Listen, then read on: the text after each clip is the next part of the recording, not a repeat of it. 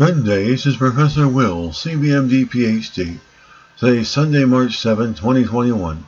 It is 9:09 and 43 seconds p.m. Eastern Standard Time. Today's research, electrons close to Earth. So let's hop to it here. How do electrons close to Earth reach almost the speed of light? Date February 2nd, 2021. Source GFZ. Summary. In the Van Allen radiation belts, electrons can reach almost the speed of light.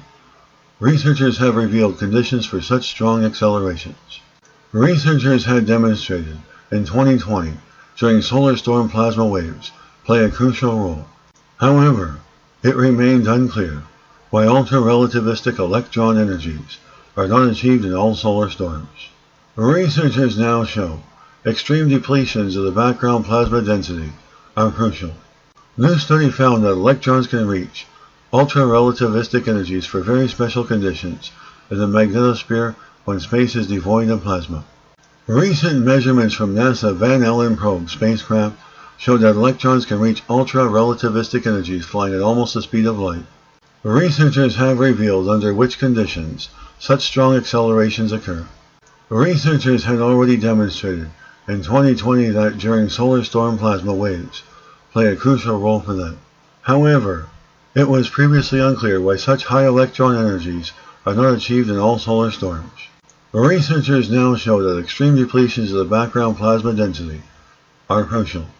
At ultra-relativistic energies, electrons move at almost the speed of light. Then the laws of relativity become most important. The mass of the particles increases by a factor of 10. Time is slowing down, and distance decreases. With such high energies, charged particles become most dangerous to even the best protected satellites. As almost no shielding can stop them, their charge can destroy sensitive electronics, predicting their occurrence. For example, as part of the observation of space weather practice at the GFZ, is therefore very important for modern infrastructure. To investigate the conditions for the enormous accelerations of the electrons, researchers used data from a twin mission, the Van Allen probes, which the U.S. Space Agency NASA had launched in 2012. The aim was to make detailed measurements in the radiation belt, the so-called Van Allen belt, which surrounds the Earth in a donut shape in torrential space. Here, as in the rest of space, a mixture of positively and negatively charged particles forms a so-called plasma. Plasma waves can be understood as fluctuations of the electric and magnetic field excited by solar storms.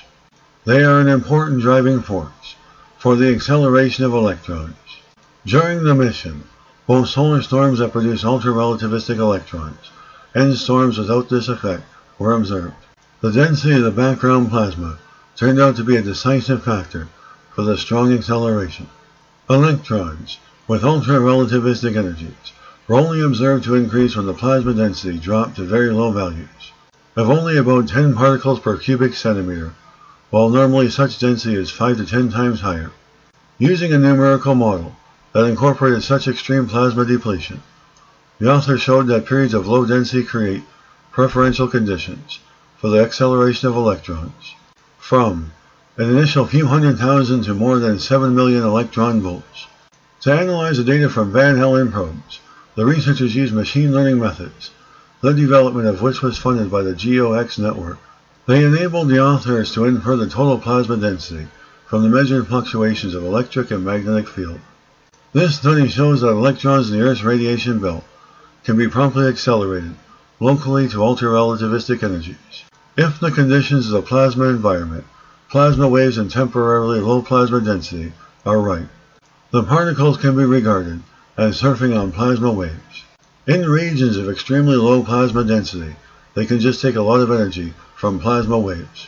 Similar mechanisms may be at work in the magnetospheres of other planets such as Jupiter or Saturn, and in other astrophysical objects. Thus, to reach such extreme energies, a two-stage acceleration process is not needed, as long as assumed.